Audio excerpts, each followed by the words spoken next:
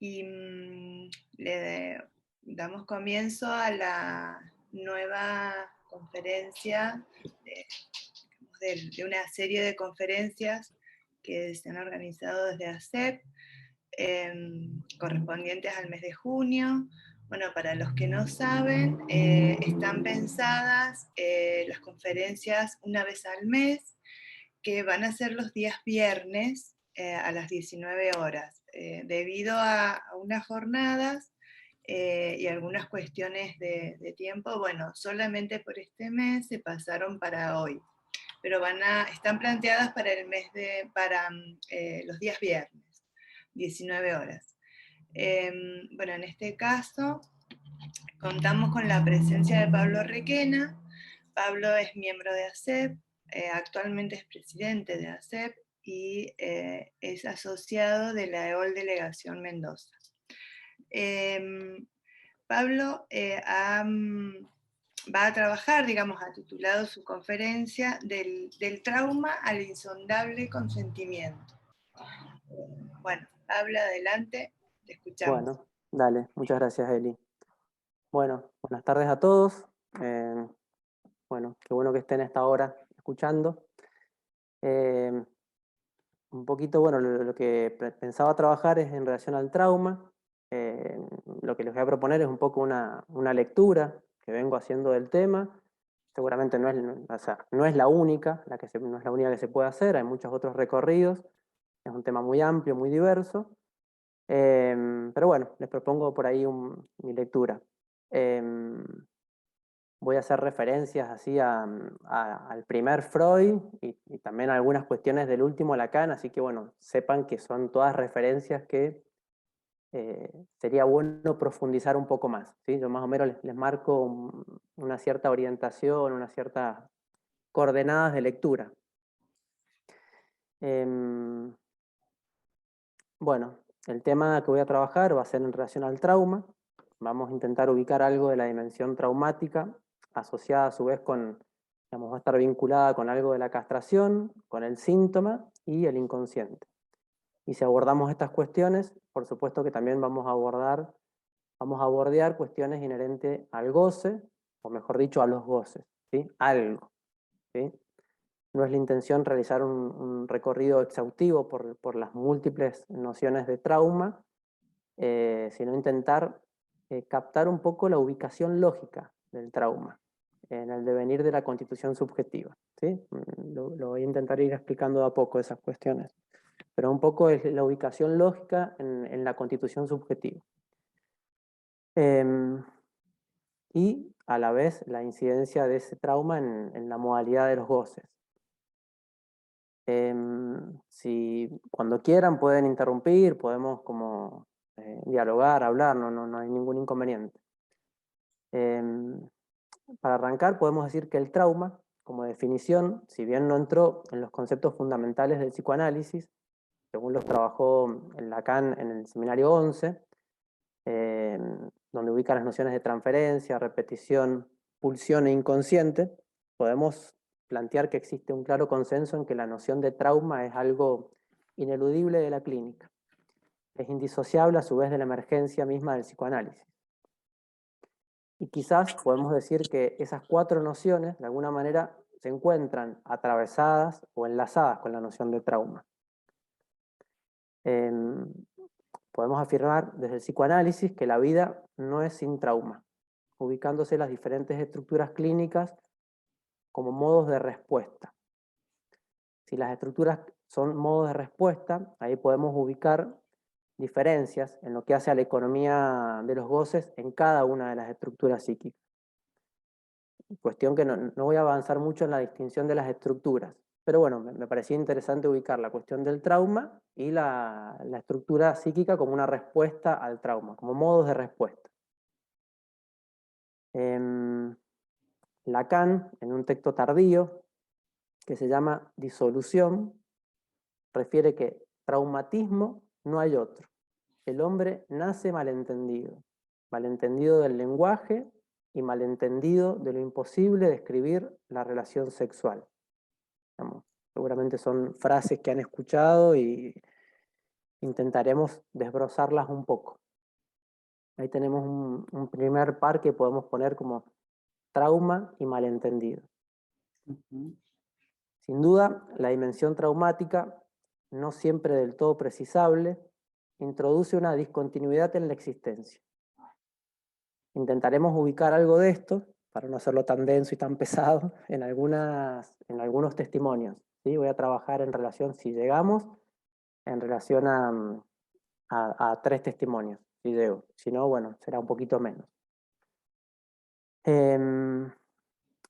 Bueno, igualmente nos vamos a centrar en este desarrollo, en la dimensión traumática constituyente. Es decir, que no abordaremos el trauma a partir de los aconteceres de la realidad concreta, digamos, que por ahí se pueden asociar con cuestiones más dramáticas, más trágicas, más violentas, como qué sé yo, puede ser una guerra o accidentes. No lo vamos a abordar desde ahí a la dimensión traumática. Aunque, bueno, podemos decir que estos traumas que podrían surgir como contingencias de la vida, para que realmente sean traumas, es porque hacen resonar de alguna manera el trauma constituyente. ¿Sí? Tiene que haber un lazo, porque si no, ninguna contingencia va a ser traumática. Desde el psicoanálisis abordamos lo traumático como lo que cambia la vida en un instante, que si bien va acompañado de estupor o angustia, no queda solo asociado a situaciones terribles. Eso lo vamos a ver bien en los testimonios. Hay episodios mínimos, menores, intrascendentes, pero que resultan decisivos para un sujeto, que se encuentra con algo inesperado, que conmueve profundamente la vida. Emergen en esta dimensión de rotunda pérdida de sentido, de lo que transcurría hasta allí. Y el sujeto no encuentra en esa instancia cómo otorgarle un nuevo sentido. Hay un desfasaje en lo que sucede. El estupor marca esta dimensión de detención de la respuesta por parte de un sujeto. Una dificultad para elaborar lo que sucede. Le refiero a una frase del testimonio de Alejandro Reynoso. No sé bien cuál es el testimonio, en realidad está citado este párrafo en la conversación que se hizo el año pasado en dirección a la conversación de la EOL, que era traumas. Bueno, lo cita Claudia Lázaro. Pero bueno, es el testimonio, son las palabras de Alejandro Reynoso. Dice: el niño llega a casa después de la escuela gritando a todos y a nadie: tengo hambre, tengo hambre. El abuelo materno, sentado en su sillón, lo mira fijamente a los ojos y le dice con un tono muy serio: tú no sabes lo que es el hambre. El niño quedó con el cuerpo petrificado y con un efecto de vergüenza de su propia voz. Silencioso, mira al abuelo desde lejos. Bueno, cito eso, después continúo por ahí el parrafito que es un poquito más largo, pero bueno, para marcar ahí algo que, una frase podemos decir menor y que podría haber pasado de largo. Tú no sabes lo que es el hambre, lo podría, no sé, haber desestimado, decir, bueno, ¿qué sabes vos, viejo? No sé, cualquier cosa le podría haber dicho. Sin embargo, hay algo que el sujeto se queda absolutamente conmovido con esa frase. Y no tiene respuestas. La angustia y el estupor aparecen del lado de la respuesta inmediata al trauma. El sujeto se queda sin posibilidades de respuesta, conmovido, absolutamente afectado. Pero veremos que también del lado de la respuesta podemos encontrar otras, digamos, a partir de la angustia y el estupor. Ahí me voy a un primer subtítulo, que fantasma, vía de acceso a lo traumático, o ventana, algo empañada del trauma. Lo empañada lo invento yo. Bueno, haciendo pie en algunas ideas de Freud, podemos referir que si bien Freud terminó desechando la teoría de la seducción, no sé si recuerdan, insistente en los casos de histeria, donde emergía una escena de seducción sexual en la infancia por parte de un hombre de la familia, podemos igualmente decir que delimitó en estas coordenadas, en la teoría de la seducción, lo que podemos ubicar como la respuesta ante el trauma, asociado a la emergencia de la dimensión fantasmática, ¿sí? Es decir, la teoría de la seducción, vamos a pensarla como los recuerdos encubridores que los pacientes traían, quedan asociados a una dimensión de respuesta inconsciente. Aparece la idea de que las neuróticas le mienten, aunque podríamos decir que es porque lo real de lo traumático no puede decirse. En este desarrollo intentaremos dar cuenta del fundamento lógico de esta imposibilidad de decir, ¿sí? ¿Por qué no se podría decir el trauma? ¿Sí? Es un poco el desarrollo que les propongo en esta lectura. Podemos referir ideas de Lacan en relación a que la verdad solo puede medio decir en relación a lo real. La idea de seducción no era propiamente lo traumático, sino un modo de respuesta a algo que rompió en la vida.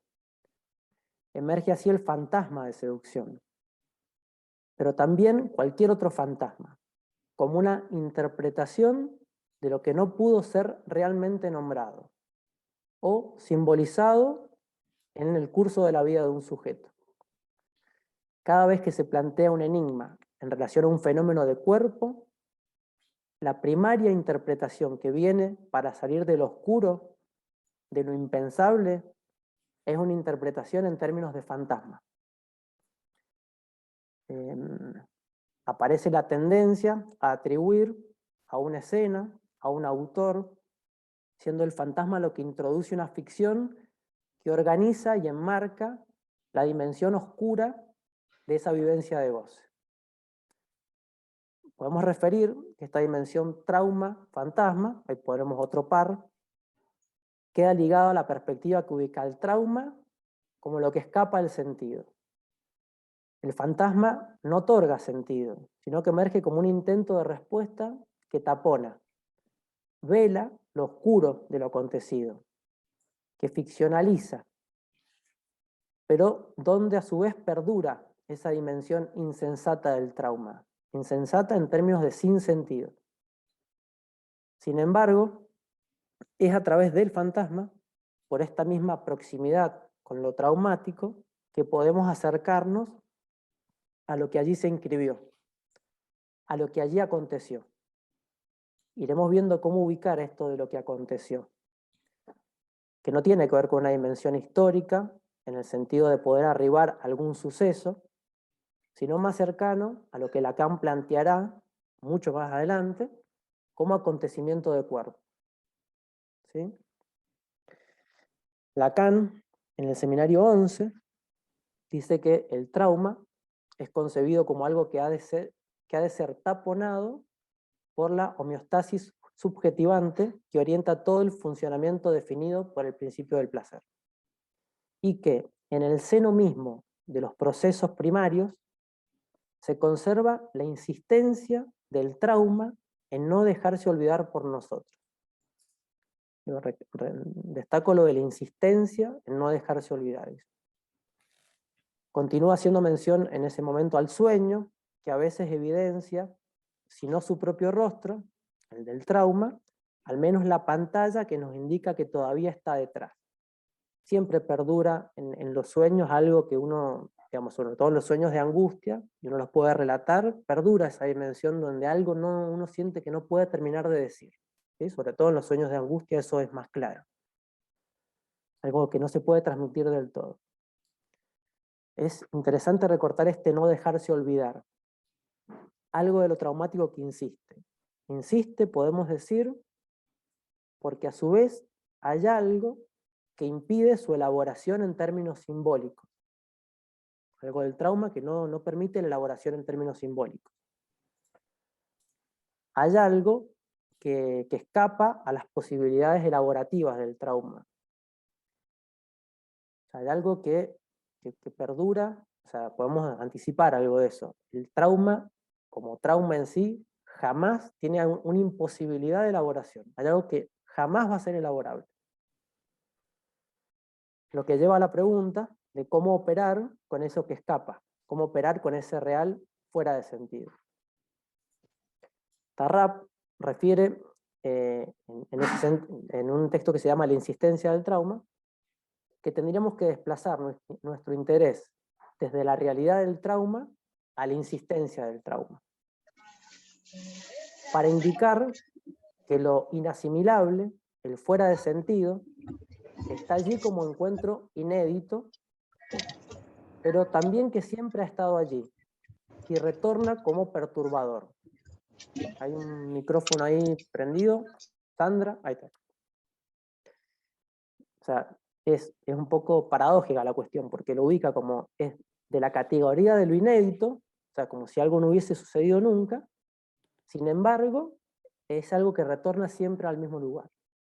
Retorna como perturbador. O sea, digo, ¿cómo pensar si es algo inédito en esta dimensión que insista? O sea, que retorna. Es un poco para pensar un poco la ubicación lógica del trauma.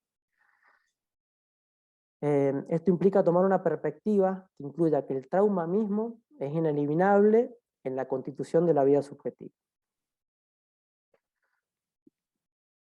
Me remonto a Freud, al primer Freud. Freud en la carta 46. Expone cuestiones de significativa relevancia a la hora de pensar la dimensión traumática. Cito a Freud. Dice, a la época la menciona IA, le pone un nombre, una sigla, en realidad es hasta los 4 años, le corresponde el carácter de lo no traducido. ¿Sí? A esa época, antes de los 4 años, corresponde lo no traducido. De suerte que el despertar de una escena sexual antes de los 4 años no da lugar a consecuencias psíquicas, sino a unas realizaciones, a la conversión. El excedente de sexualidad impide la traducción. Es decir, que hasta los 4 años, que no habría que ubicarlo como algo exacto, a una edad bien temprana podemos decir, estas excitaciones quedarían en la órbita del cuerpo, sin traducción simbólica.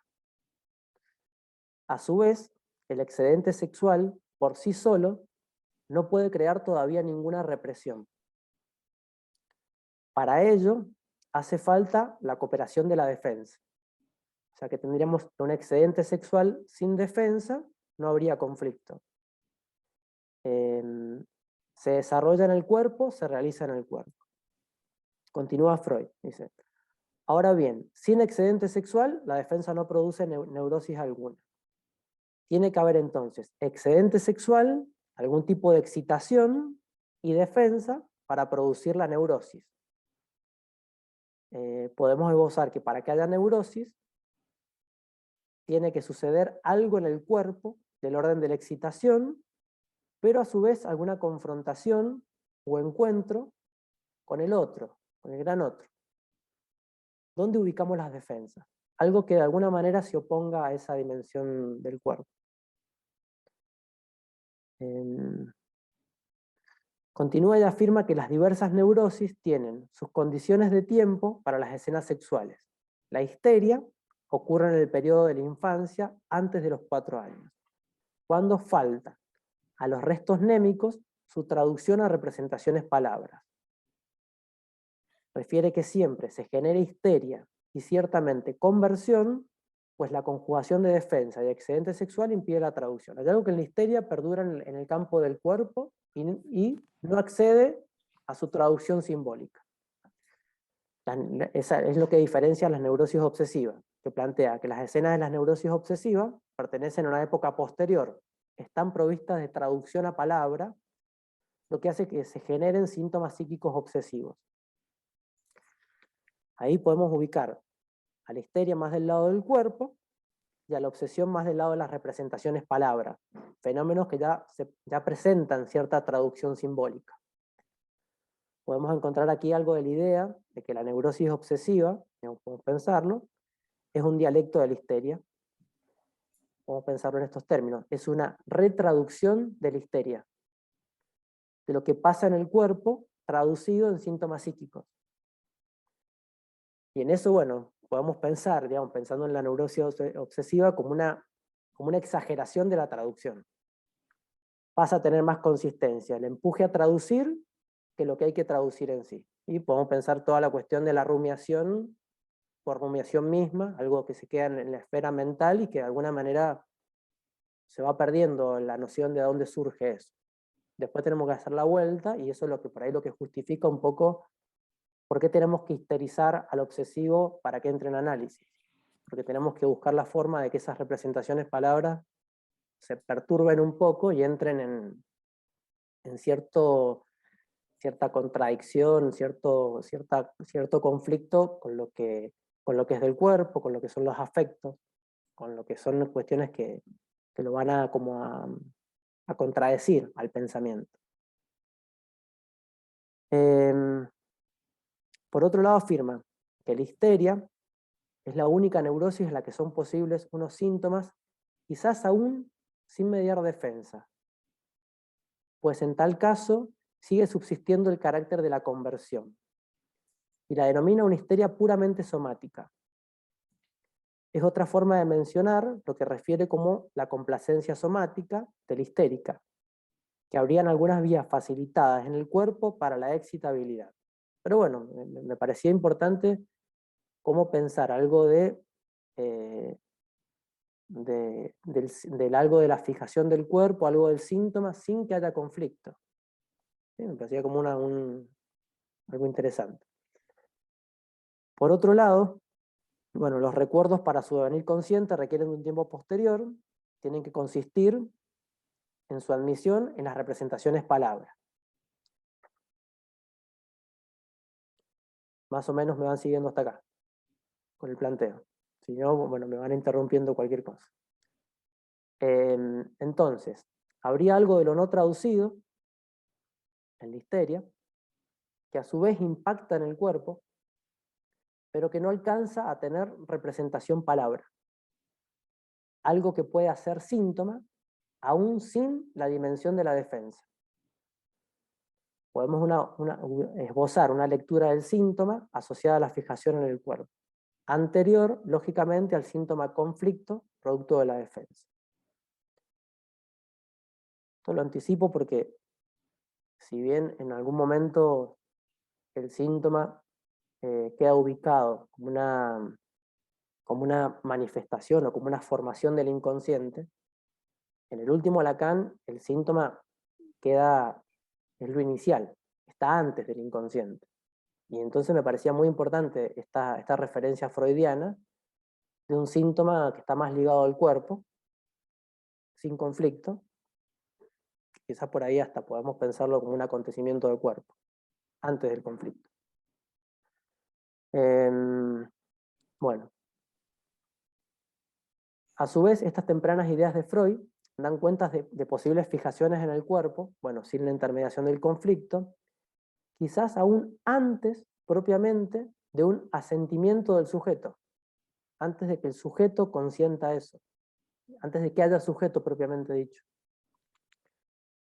Emerge la idea de realizaciones en el cuerpo de orden somático, lo que nos lleva a la pregunta de cómo ubicar allí el consentimiento.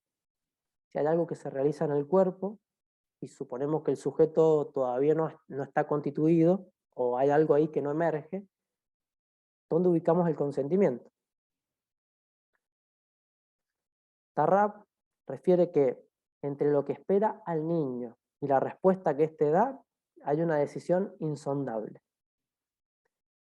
Una decisión que se toma a la orilla de lo que traumatiza al sujeto y que le concierne al sujeto.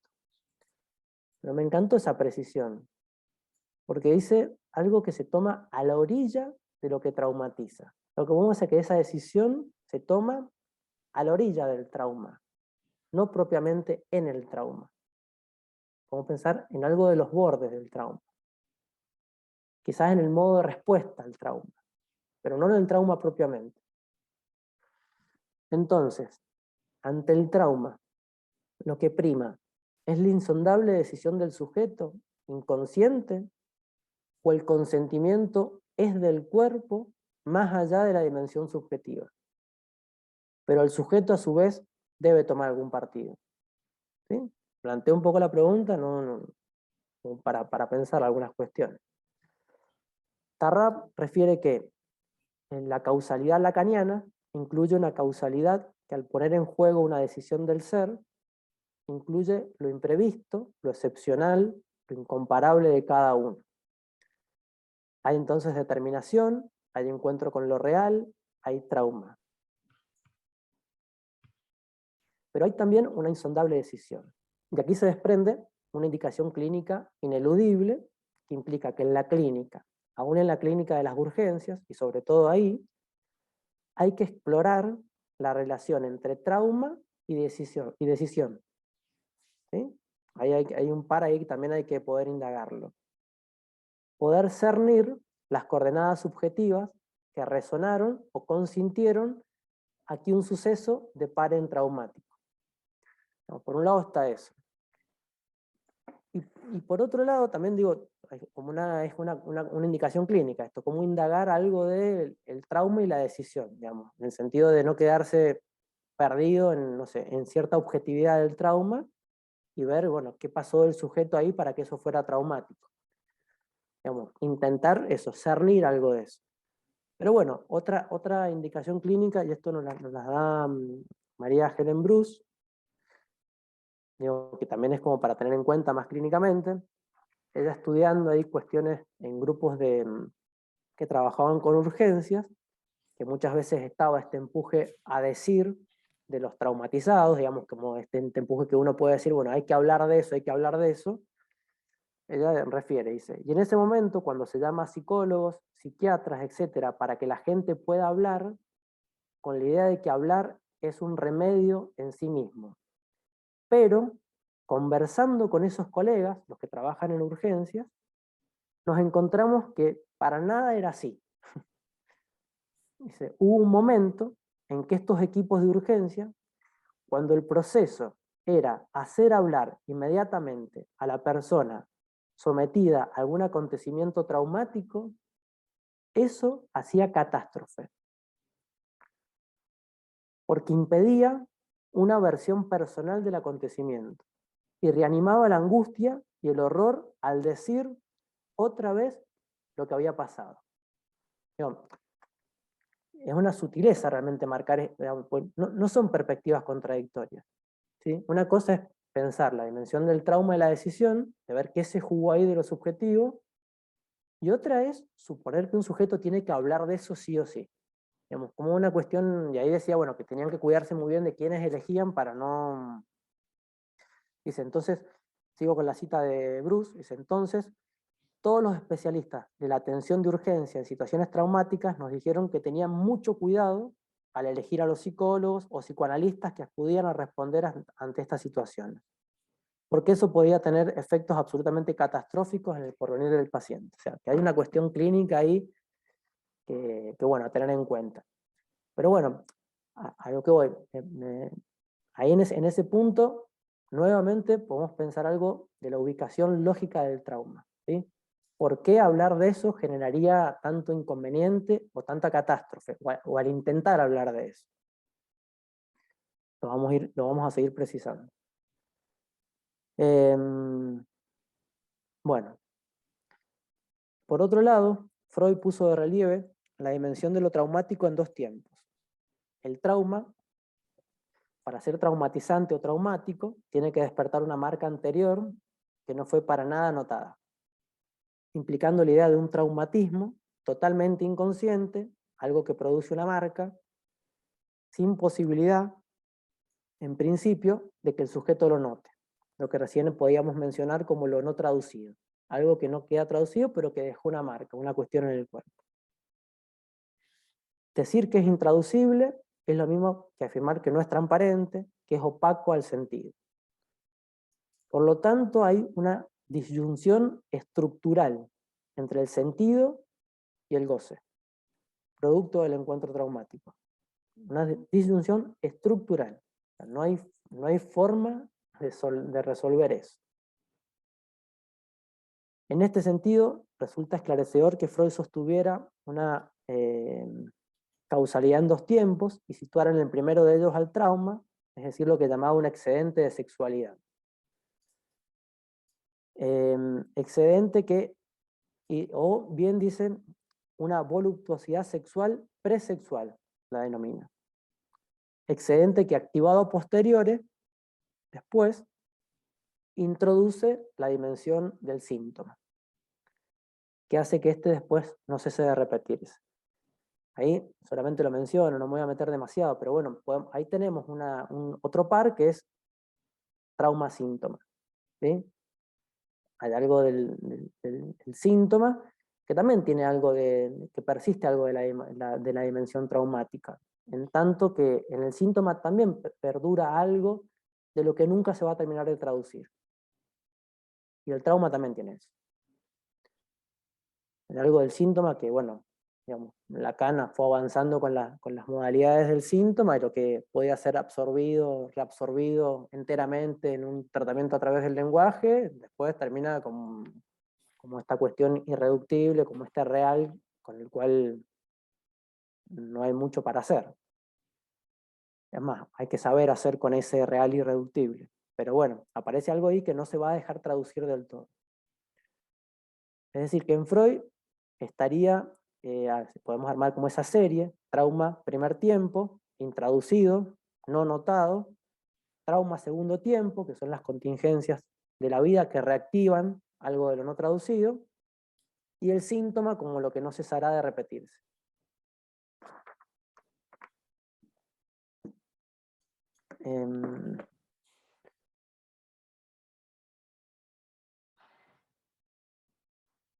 Bueno, hay otras ideas también, bueno, de Freud en relación al trauma, que es en relación al más allá del principio del placer, que bueno, ahí el trauma, sobre todo en los capítulos 3 y 4, lo es abordado como una irrupción pulsional o una inundación económica. Plantea que la angustia señal se sostiene de la representación del sujeto, en cambio en la angustia traumática, en la medida en que se produce la inundación económica como emergencia pulsional no ligada, va a implicar la caída de la escena psíquica, atravesando, perforando lo que Freud llamaba la barrera protectora antiestímulo.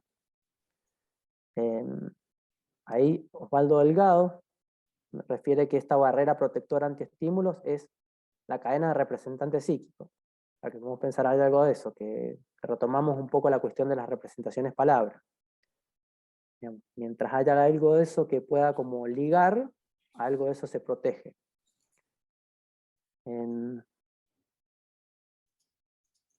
Digamos, esto es lo que permite ligar pulsión y mantener el equilibrio del principio del placer, y de este modo mantener la dimensión homeostática del aparato psíquico. La irrupción es algo ante lo cual el sujeto no puede responder como habitualmente lo hace, y es una suspensión de los recursos habituales del sujeto. Bueno, voy a seguir con algunas otras cuestiones.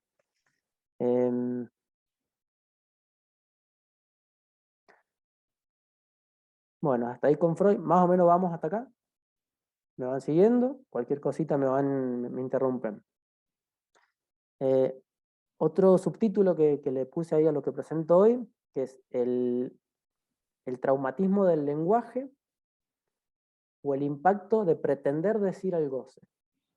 ¿Sí?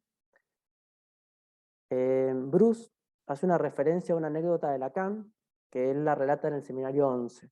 Dice, cuando el niño rompe en llanto ante su partida.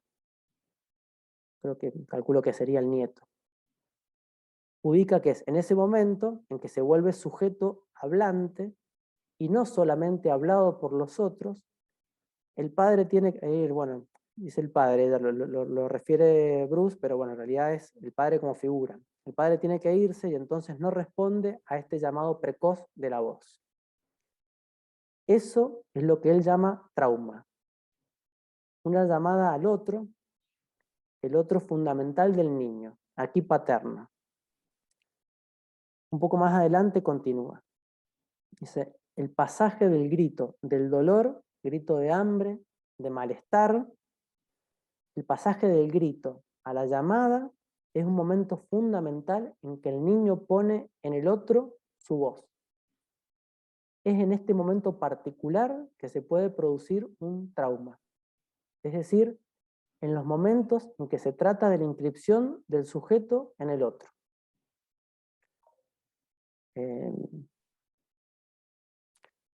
Me parecía muy importante marcar algo de eso. Cuando hay un pasaje del sujeto hablante, que es hablado por los demás, a ser sujeto hablante, hacerse cargo de intentar decir algo de eso, ese es el momento del trauma. ¿Sí?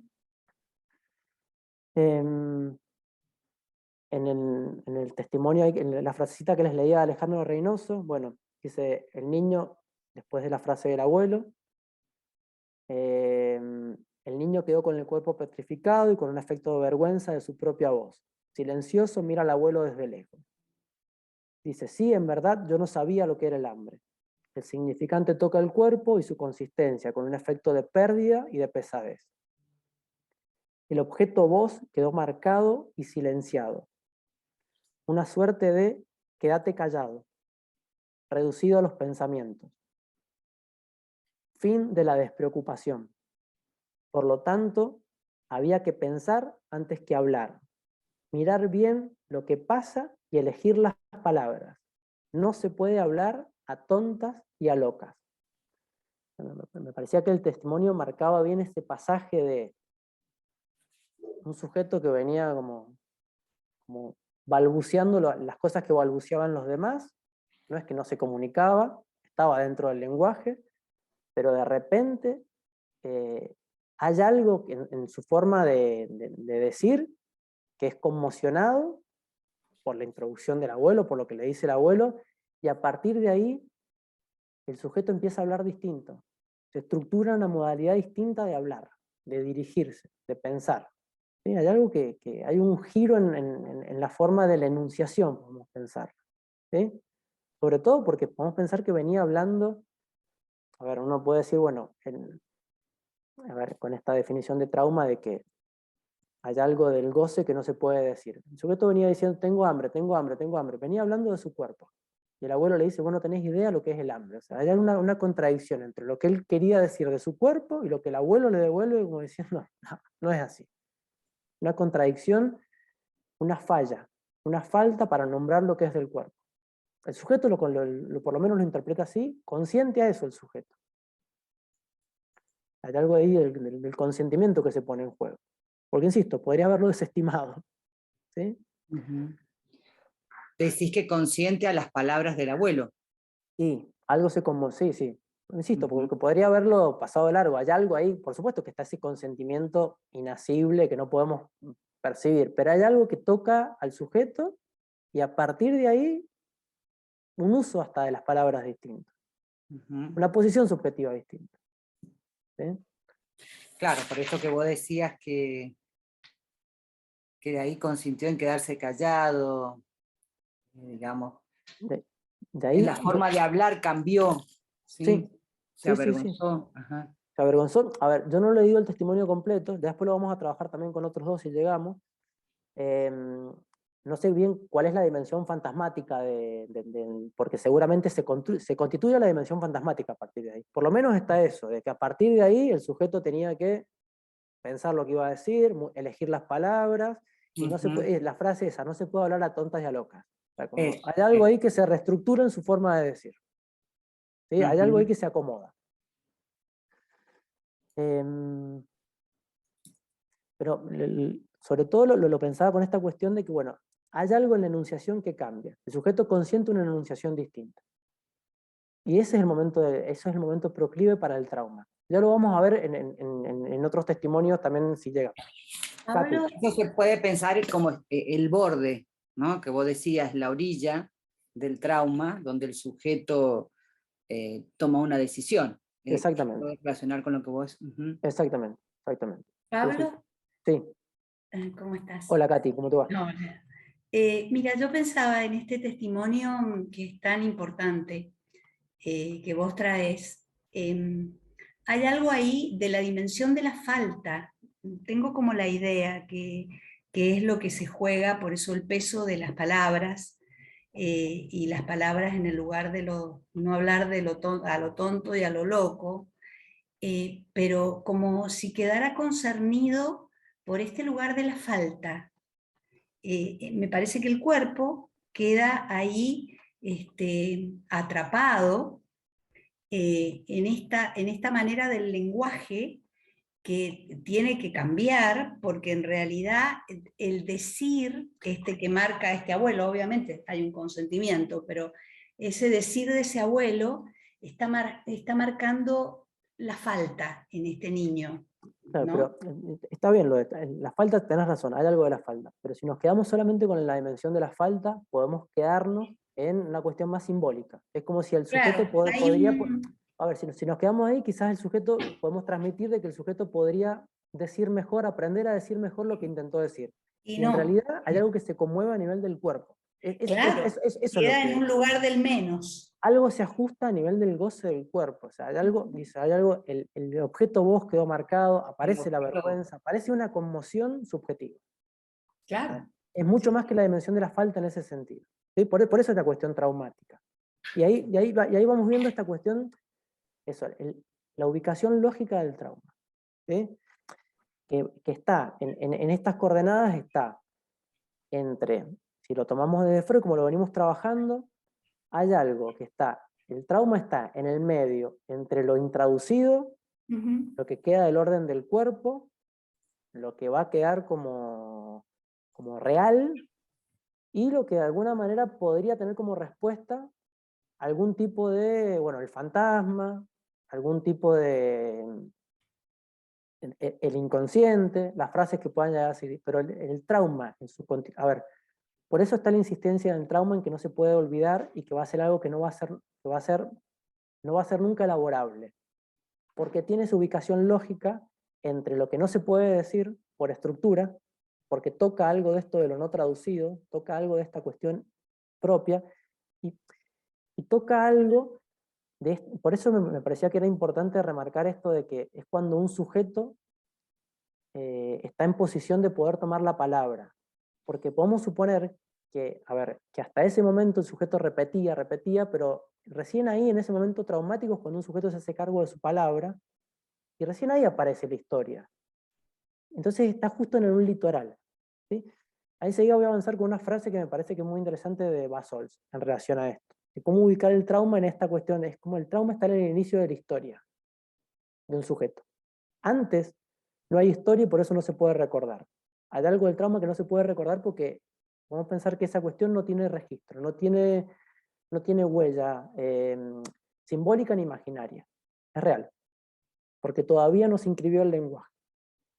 A pesar de ser un sujeto del lenguaje. Por eso me parecía esto que fue lo que marcaba Bruce, que es el momento en que un sujeto se hace sujeto que toma la palabra, que habla. Ahí es cuando se ubica algo de la coordenada traumática, en ese desajuste. A partir de allí, Pablo, en relación a esto que estás diciendo, se puede pensar que en realidad como sujetos tenemos la edad del trauma. O sea, exactamente, ¿sí? Hay algo ahí que recién ahí se inscribe. Exacto. Hasta ese momento podemos pensar que todo, a ver, y el trauma, el tema es que el trauma por eso mismo no se puede, el trauma no es histórico, porque podemos decir, a partir del trauma se inscribe la historia. Por eso el trauma está fuera de historia. Porque a partir de que a ver, por eso también es la orilla, porque vamos a pensar, a partir de la orilla del trauma, a partir del consentimiento del sujeto, podemos pensar que se inscribe la historia. Y se ordena el campo del lenguaje.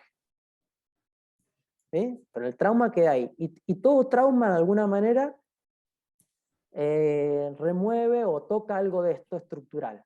Que hay un desfasaje estructural entre el goce y el sentido, entre el significante y el cuerpo. Hay algo que nunca se va a terminar de nombrar por tener esta estructura, que se repite en las demás cuestiones. Y el síntoma también reproduce algo de eso. Vamos a pensarlo en esos términos. Una cosa, Pablo, se me ocurre que la represión, ya que hablaste de Freud, que nos trae tan maravillosamente bien lo que Lacan lee con exactitud, es la represión primaria. Esto que queda por debajo y que no es recordado e intraducible, pero algo pasa a lo simbólico. Algo y del lo- ombligo. algo Como de vos- ese orden pasa Sí, y que sí. tiene que ver con el cuerpo, el acontecimiento del cuerpo y bueno, bla, bla, bla, bla.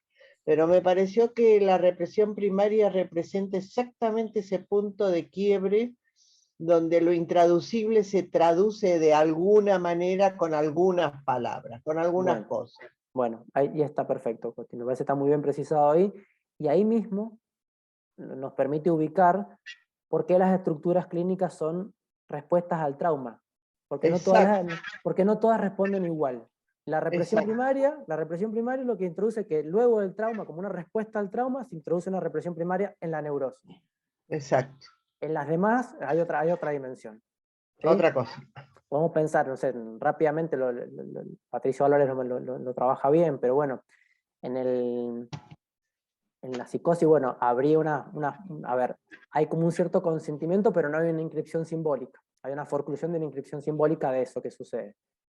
Y y en el autismo podemos ver qué sucede, pero hay como una detención en el momento del trauma. Hay algo ahí No hay, que no hay no, no, no, consentimiento al otro, no al hay lenguaje. consentimiento, exactamente, hay una detención en ese momento. Hay una detención y lo que se arma de vuelta la burbuja ahí para que nada perturbe. ¿Sí? No sé, pero Exacto. lo digo mal porque, bueno, claramente hay personas que trabajan más con eso.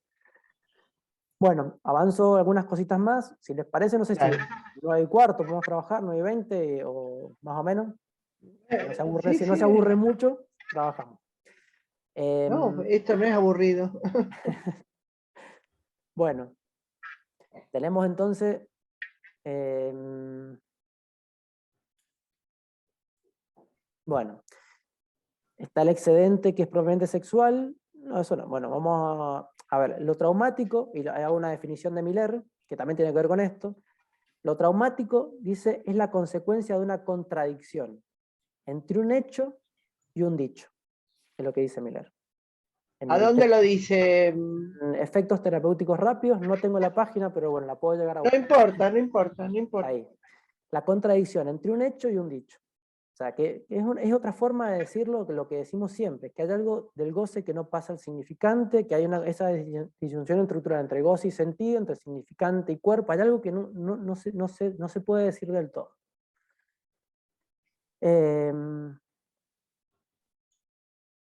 Bueno, a ver. Bueno, salto un poquito. Voy a la cita de Basol, que me encanta, que es rara, pero bueno.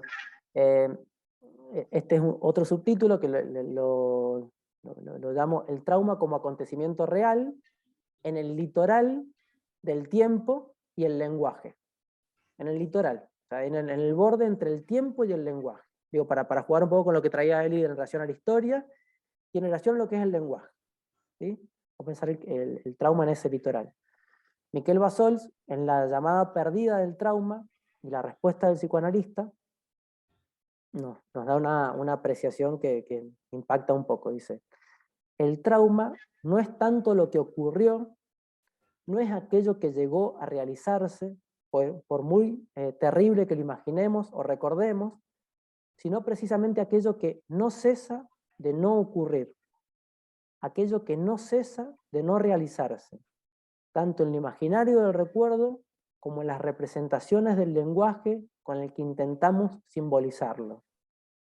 Rasgo de lo traumático que permanece fuera del tiempo, parentesco del trauma y lo real. En eso, o sea, ubica algo bien en relación al trauma, en relación a lo real, y que nada de lo simbólico y nada de lo imaginario puede llegar a tocar algo de eso, por algo de eso perdura en ese litoral inaccesible. O sea, perdura ahí e insiste ahí. Hay algo ahí que nunca va a poder ser elaborado. En el seminario 17, Lacan recuerda el mito del padre de la horda como una historia increíble. El mito, burdamente resumido, implica que los hermanos, todavía salvajes, deciden y conmemoran un acto trascendental, la muerte del padre, su elevación a ley.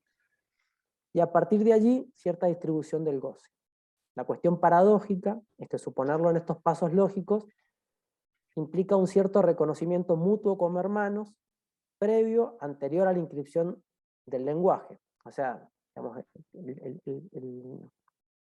el mito este tiene una cuestión medio contradictoria, porque suponer que se pusieron de acuerdo antes de que hubiese ley significaría que ya estaban de alguna manera puestos en el lenguaje. Entonces, de alguna manera, Lacan lo menciona como el mito es un enunciado de lo imposible.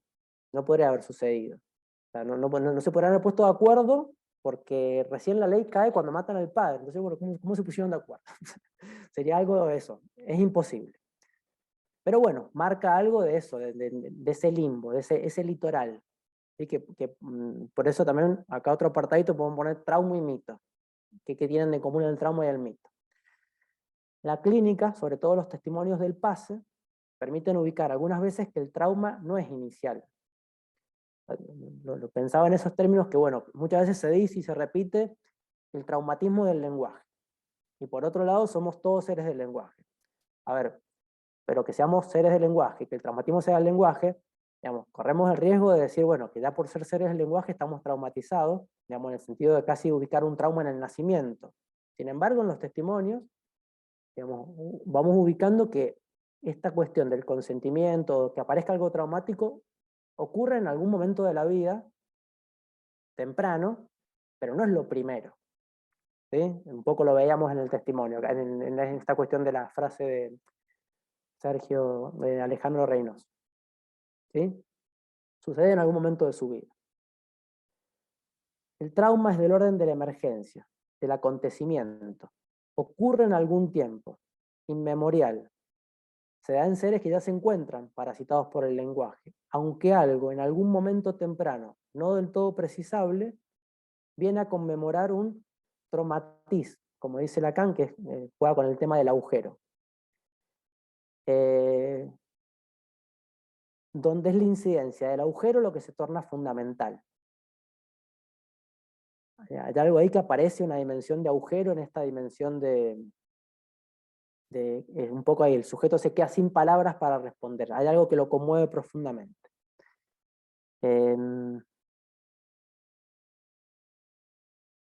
Bueno, un poco lo que veíamos en el caso, o sea, hay algo ahí que se conmueve profundamente, el sujeto venía hablando, pero sin embargo hay algo ahí que se traduce, y a partir de ahí el sujeto empieza a hablar distinto. En el seminario 24, Lacan, en la clase del 19 de abril del 77, Lacan desbarata lo que podría restar de sentido en relación al trauma, deshaciendo la historicidad del trauma, refiriendo en relación al supuesto núcleo del trauma freudiano, dice que ese susodicho núcleo no tiene existencia. No hay, como lo noté al invocar a mi nieto, vuelvo en el seminario 24 a la cuestión del nieto, sino el aprendizaje que el sujeto sufrió de una lengua, entre otras, que es para él la lengua. A ver, acá lo ubica como en la dimensión de la lengua, pero nuevamente aparece esta dimensión de que un sujeto aprende una lengua. En ese momento, eso es lo traumatizante, que hay algo que el sujeto incorpora en algún momento.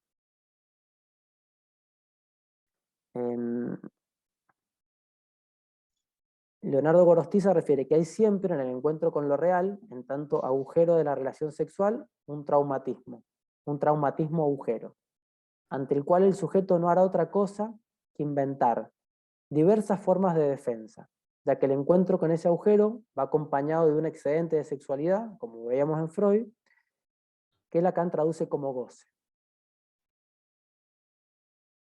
A partir de ahí, a partir de esa dimensión traumática, y esta cuestión de que el sujeto tiene que inventar, a partir de ahí está la incidencia del otro, en tanto respuesta, en su articulación S1 y S2. Ahí adquiere una dimensión inédita para el sujeto, dando a su vez lugar a la emergencia del inconsciente, del plus de gozar, del fantasma. O sea, podemos pensar algo de eso, o sea, como lo ubicábamos recién. A partir del trauma, y a partir un poco de lo que traía Coti, hay un consentimiento. A partir de ahí, surge toda la dimensión del otro, en el sentido del otro articulado, S1, S2, y surge la dimensión del inconsciente como una forma de intentar cifrar lo que allí sucedió. Y también, como respuesta, podemos ubicar el fantasma. Pero bueno, podemos ubicar algo de esta cuestión. Hay algo de esta dimensión del cuerpo, el trauma, y el otro, el inconsciente, el fantasma, como respuesta. ¿No? Para ubicarlo en términos un poco lógicos. Y si lo ubicamos en esos términos, si ponemos el lenguaje como una respuesta, digamos, nuevamente aparece el trauma como en ese borde en el medio, digamos. Hay algo ahí que no... Entre el cuerpo y el lenguaje está el trauma.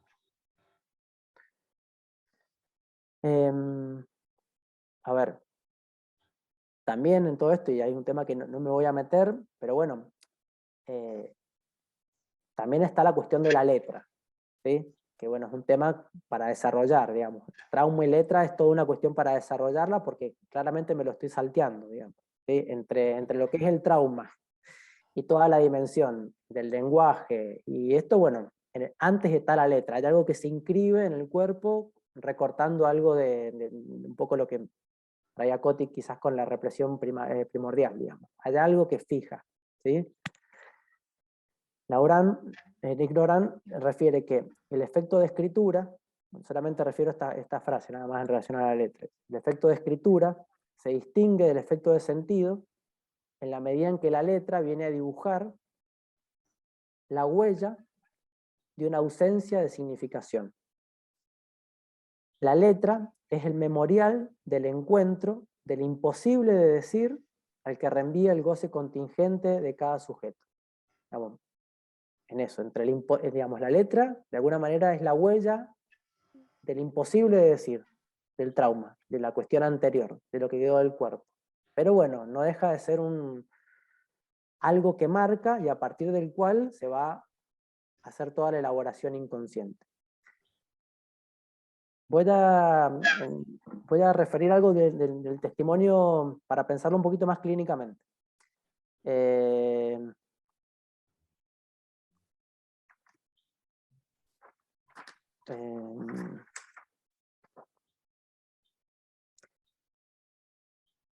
Bueno, si alcanzo, menciono los dos testimonios. Hay algo de, primero, el de Brodsky. Muy brevemente algunas cositas.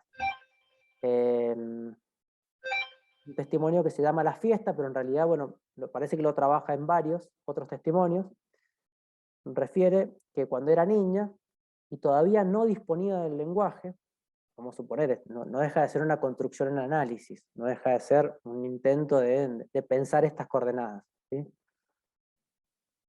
Era niña, todavía no disponía del lenguaje, se encuentra inmersa en una escena de clima gozoso de sus padres, que al regresar de una fiesta, la alzan, ríen y la sientan sobre un armario.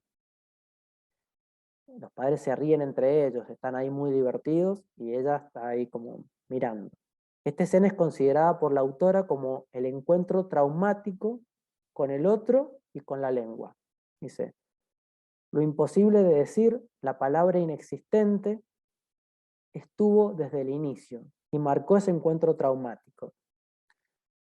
Dice ella, esas risas incomprensibles, ese sonido, esa excitación enigmática, solo obtuvo de mi parte un grito y un llanto que aún recuerdo. Bueno, ese recuerdo le quedó la sensación esa, podemos pensar. Ellos pensaron que algo me había herido, que la causa de mi grito debía ser material, y la buscaron en la madera del mueble. Tenían razón, pero no era una astilla lo que se me había clavado en mi cuerpo. Lo dice muy bonito. O sea, claramente había esa dimensión de, bueno, a partir de ahí, algo se le clavó en el cuerpo, y eso, no disponía del lenguaje, y hay algo de esa escena gozosa entre los padres, esa dimensión del goce que tampoco puede descifrar y que a la vez le genera algo en su propio cuerpo. Y hay algo del significante que no alcanza a poder decir de lo que sucede. Lo incomprensible de esas risas, esa excitación enigmática de sus padres provocan en la niña, bueno, el grito y el llanto. La escena del armario que siempre recordó esperó muchos años antes de devenir el acontecimiento traumático que nos describe. Para eso hizo falta otra escena de una fiesta en la que ve bailar a su analista, lo que desencadena angustia y le instala nuevamente en el análisis, que había dado por terminado hace 5 años antes de esa fecha. Ella se reactualiza ese trauma porque ella ve a su analista en una fiesta, muy divertido, bailando, riéndose, y nuevamente ella siente que hay algo de ese goce que está por fuera de ese goce. Hay algo ahí y a la vez que le toca el cuerpo, esa dimensión. Pero a la vez, digamos, la retrotrae, a ver, podemos pensar que esa escena reactualiza la otra, pero genera la otra como traumática inicial. Había algo que había perdurado en esas coordenadas. Hay algo de eso que no podía entrar en el significante. La escena del armario, el tiempo 1 del trauma, la fijación, no fue otra cosa que la confluencia del excedente de sexualidad con la falta de palabras de la niña para nombrarlo. Y ahí están las dos dimensiones del trauma, que por un lado está el trop matiz, que es, juegan ahí con la palabra que es exceso o demasiado, y la falta de palabra que es traumativ, que es con el agujero. O sea, son las dos dimensiones del trauma. Por un lado el excedente, y por otro lado el agujero, que permitiría eso, o sea, simbolizar o unirlo con un significante. El agujero que pudiera dar cuenta de eso que sucedió. El análisis permite hacer de esta escena la ficción de un tiempo mítico, o sea, no deja de ser una ficción, de un momento histórico. A partir de ahí aparece como algo de la historia. Y ahí, bueno, de ahí se deriva un poco que no lo voy a trabajar, que es la cuestión de la dimensión fantasmática asociada también con ese trauma, que era la posición de hacer, ella tenía la posición de hacer responsable al otro de la falta de goce, y ella tomaba la forma de arruinarle la fiesta al otro. Estaba esa dimensión de responder, pero digamos, el fantasma, podemos pensarlo, es un modo de respuesta a quedarse afuera de ese goce, de esa sensación de goce de los padres que se reactualiza. Entonces ella de alguna manera se las arreglaba fantasmáticamente para intentar arruinarle la fiesta a los otros para que no gozaran, ¿no? Pero bueno, tiene que ver con esta dimensión del trauma que apareció en algún momento. Pero bueno, aparece esta cuestión de no tener las palabras para poder decirlo.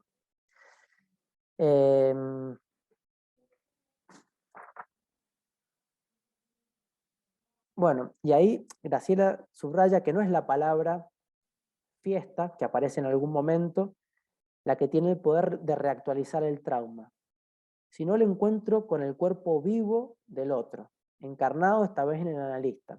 A ver, me parece interesante esa precisión, porque no es que es una palabra la que reactualiza el trauma, sino que es algo que aún insiste, digamos, que lo hace reactualizar. Hay algo que todavía no ingresa en eso que es inelaborable del trauma, que le reactualiza el trauma infantil. Pero no es del orden de la rememoración, pues si no estaríamos en otra dimensión.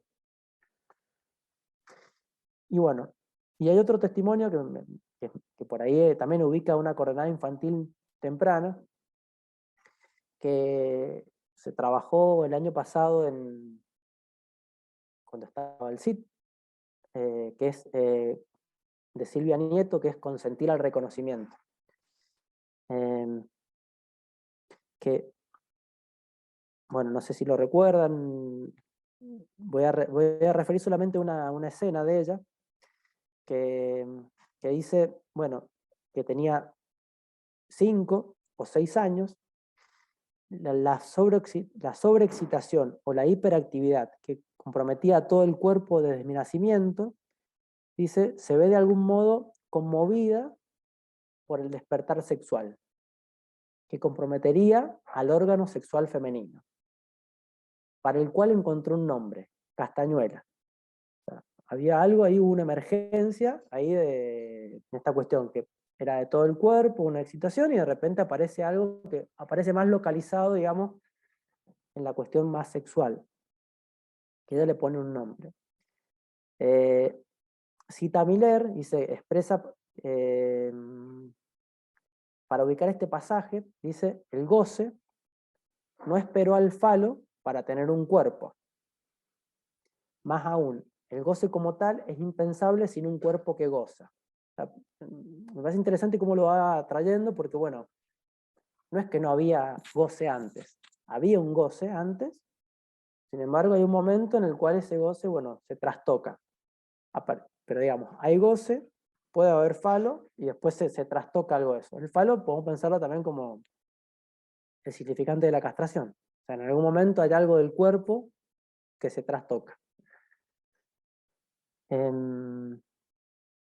Continúa y refiere que al decirle a su madre acerca de lo acontecido, que le palpitaba, la madre la mira entre seria, dura y atónita, retirándole la mirada sin decir palabra. ¿Bien? Silvia refiere que interpretó el deseo materno como un prívate, lo que derivó en la creencia en que eso estaba prohibido, y concernía al ámbito de lo privado, lo que quedó a su vez enmarcando una posición de estar siempre en falta ante la mirada del otro. Bueno, me detengo en este punto para intentar, bueno, pensar algunas cuestiones. Puede ubicarse la emergencia de un nuevo goce que conmueve la posición de la niña. Es en este registro de un goce que se va localizando que podemos ubicar la emergencia de una posición subjetiva que no solo consiente a que eso existe, digamos, lo que va sintiendo, digamos, consciente a que está sintiendo algo en el cuerpo a nivel de lo sexual, sino que a su vez busca en el otro las palabras que ayuden a cifrar esa novedad. O sea, le pide a la madre, diciendo, bueno, a ver, que le diga algo de eso, que le ayude a poner en palabras lo que ella estaba sintiendo en el cuerpo. Bueno, y es claro que cuando el sujeto tiene la disposición de poder ubicar a un otro, cualquier cosa que reciba será utilizada para cifrar lo que allí aconteció. Así sea la ausencia de palabras y el retiro de la mirada. Quizá esta modalidad silenciosa le otorga aún más consistencia a las elucubraciones por venir. Pero bueno, me parecía eso, cómo se podía ver en el caso de esta cuestión, de hay un excedente sexual, algo que aparece a nivel del cuerpo. A ver, que no es un sujeto fuera del lenguaje, está en el lenguaje, claramente. Pero necesita dirigirse a un otro para poder decir el goce. ¿Sí? Digamos, había algo, ella le había puesto un nombre, pero claramente no podía decir lo que le pasaba a nivel del goce. Y se dirige al otro para intentar que diga algo, para obtener palabras para decir algo de lo propio. Claramente, podemos decir en este otro que, bueno, le quita la mirada. Vamos, a ver, no sabemos qué hizo bien la madre, ¿sí? Pero, a ver, no importa la respuesta de la madre en ese punto. Cualquier cosa hubiese sido malentendida. ¿Sí? En eso, hay algo de eso. Por eso, digamos, no tiene que ver, digamos, son testimonios que ubican algo mínimo en relación a la respuesta del otro. Digamos, el otro es que dice, bueno, no tenía idea que es el hambre, o en esta cuestión de que solamente le retira la mirada, bueno, podría haber sido, no sé, una cuestión un poco más, no sé, inhibida de la madre, cualquier cosa. Sin embargo, hay algo ahí que se trastoca. Y por eso me parecía importante ubicar que la cuestión traumática en ese sentido tiene que ver con algo, de una emergencia del cuerpo que busca palabras para poder decirse, y está la falta irremediable, la falta o la falla o el maldecir. O sea, siempre es malogrado ese decir en relación al goce del cuerpo. Se diga lo que se diga el otro lo que diga, nunca va a poder nombrar el goce del cuerpo. Y ahí está el malentendido estructural. Pero ahí está el consentimiento del sujeto, porque podemos ver el consentimiento, que es el consentimiento, sobre todo acá estamos trabajando de la neurosis, que la neurosis es eso. La neurosis es el consentimiento al otro, más que al cuerpo.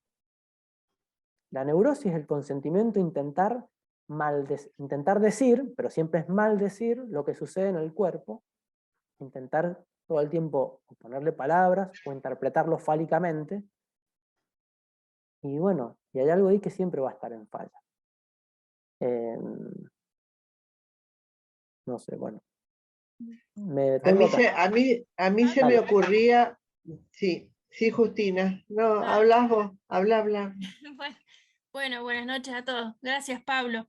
Bueno, Pensaba en esto que planteabas, ¿no? De la disyunción entre el goce y el sentido, y esto de ubicar, digamos, la inscripción del sujeto en el otro como el momento lógico en donde aparece el trauma, porque hay cierto abrochamiento, ¿no? Pensaba en el último testimonio, bueno, y en los otros también podría pensarse en esto, que el sujeto pasa de hablado a hablante, que si bien está esa disyunción, en ese momento es en donde, bueno, aparece el trauma y la posición del como sujeto.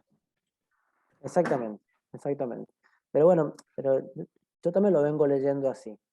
Que, a ver, hay una discontinuidad, digamos, entre lo que venía y lo que hay después, pero bueno, pero lo que podemos ir viendo que tampoco es que lo anterior queda absolutamente negado, sino que hay un cambio de posición. El trauma lo que implica es un cambio de posición subjetiva. Hay un consentir a otra posición subjetiva. Y que de alguna manera el recorrido de un análisis implica algo de eso, implica llegar a esa dimensión traumática para ver cómo ubicar esas coordenadas que en algún momento se instalaron en el modo padeciente, para bueno, ir viendo cómo se pueden recortar otras dimensiones. Este testimonio de consentir el reconocimiento es muy interesante, porque esta cuestión de la castañuela, que aparece en esta primera instancia traumática, ella lo refiere como, en el análisis, como recupera algo del placer, del goce de la castañuela, dice, pero ya no referido como el placer netamente, digamos, sexual, que sería como interpretado fálicamente, sino como una castañuela del cuerpo.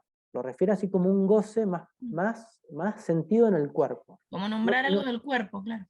Algo de un goce más que no tiene que ver estrictamente con lo fálico, ni con lo sexual. ¿Sí? La neurosis podemos pensarlo, que a partir de que se instala algo de este consentimiento es intentar cifrar todo en clave fálica. La neurosis es una defensa que instala una dimensión eso. Todo entra en lo fálico. Digamos, por algo también en la posición de la histeria, pensémoslo, que intenta que todo quede en términos fálicos, y hay algo de lo femenino, esto que queda como por fuera. ¿Sí? No me quiero meter con el goce femenino, pero digo, a lo que voy es como la insistencia. No te metas. No, pero a ver. Somos muchas. Bueno, tampoco es exclusivo de ustedes, pero bueno. Sí, querido, sí, querido. Pero bueno. Estamos hartas de machismo. Pero está esa insistencia de lo fálico, que bueno, me parece que hay algo de eso que es lo que permite como procesarlo de otra manera. ¿Sí? Claro, algo insinuás con esto de la castañuela. Yo quería decir algo. Dale, Coti, dale. No, yo quería decir algo, que en esos testimonios se me ocurre que esas escenas que recuperan en el análisis, que son escenas infantiles, son recuerdos encubridores, como bien lo dijiste vos en un comienzo, de algo que es inaugural. Este es el tema más grosso. Lo inaugural es el trauma que se produce, o que tiene el trauma de la lengua en el cuerpo. Y eso quedó ahí, y de alguna manera después se va a recrear a partir del consentimiento del sujeto, porque el sujeto tiene aún en esa primera impronta del trauma, tiene que consentir a algo, a un agujero, para decir algo, para hacer algo con eso. Entonces me parece que por ahí los relatos de los AE tiene que ver con una escena encubridora, pero en realidad el trauma está antes. Cuando la lengua toca el cuerpo y produce el efecto agujero. Sí, el trauma es inaccesible. Es inaccesible, es imposible. Por eso me gustó lo de la frase: el trauma no es solo lo que ocurrió, sino aquello que no cesa de ocurrir. Entonces, por eso es que podemos tomar cualquier escena traumática, porque nos va a dar la vía, la señal, o la posibilidad de pensar algo de la letra inaugural. Pero no sabemos que es un litoral inaccesible. Sí, sí. Claro, Claro. lo que no cesa de no ocurrir. Claro, ¿no? exactamente. Exactamente, Cesa no de no cesa ocurrir. de no ocurrir. Y me pareció precioso porque siempre vamos a estar enfrentados al trauma, nos guste o no nos guste, ¿viste? Por eso el síntoma es lo incurable. Claro. Porque eso es lo que no cesa de no escribirse. Eso. No cesa de no ocurrir, es que no se termina de escribir nunca. O sea, hay algo ahí que no se va a poder imaginar, no se va a poder simbolizar, no se va a poder escribir. No. En ese Va a sentido, no cesa de no ocurrir. ocurrir. Estaremos advertidos gracias al análisis. Estaremos advertidos nada más.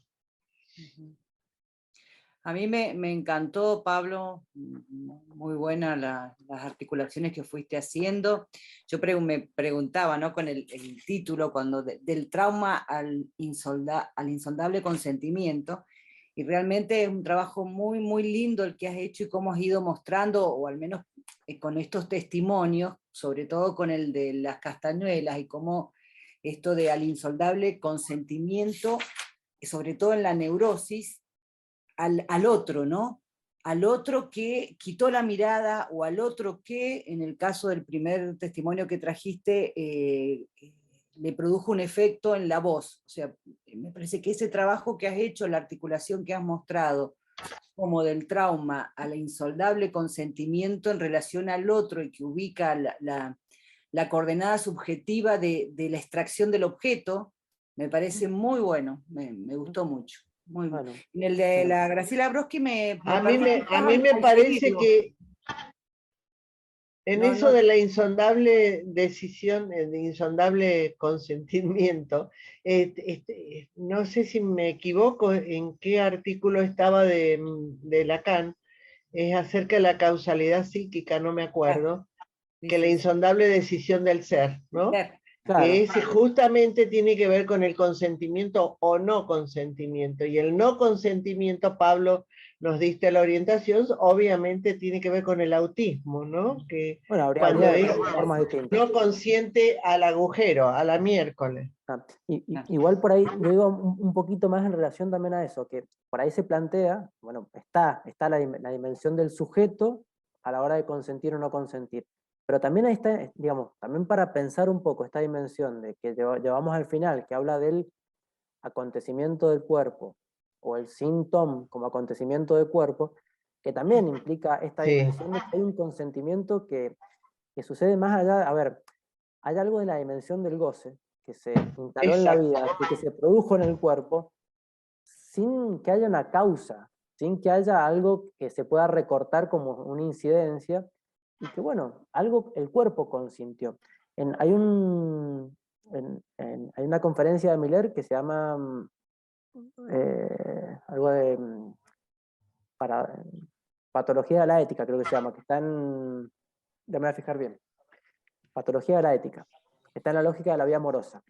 Y él dice que se puede pensar como que en realidad el sujeto surge después del goce.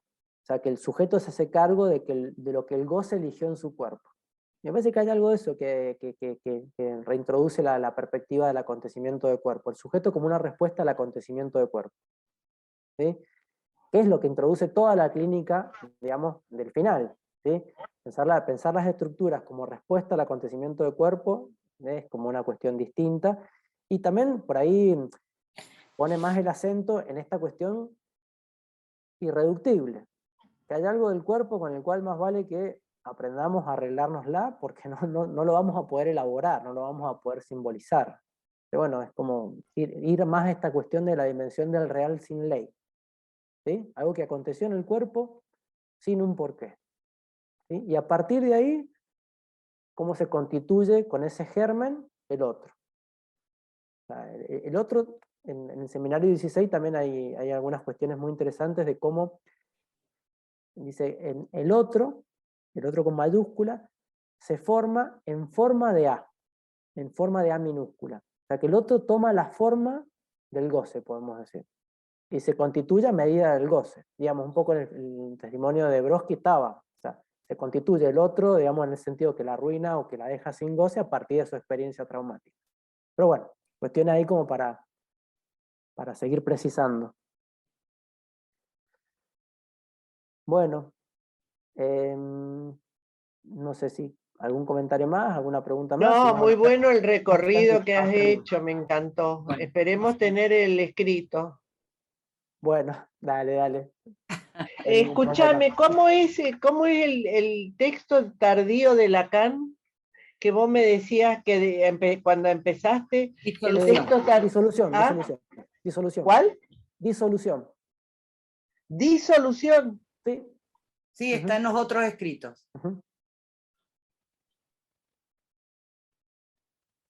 Está buena también la frase que trajiste de ahí.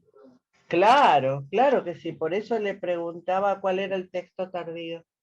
Sí, que ahí está el malentendido del lenguaje, el malentendido de la relación sexual. En realidad, bueno, eso, no hay forma de no malentender la dimensión traumática. No hay forma. Y concluiste con eso. Ya está. Empezaste, marcaste el par y concluiste con eso. Ok, bueno, listo. muy bueno lo suyo. Bueno, muchas gracias. Dale, muchas Esperemos gracias el escrito. Gracias, Nos vemos. Pablo. Rebeca. Gracias, Pablo. Pablo. Muy bueno lo suyo. ¡Bravo! Gracias.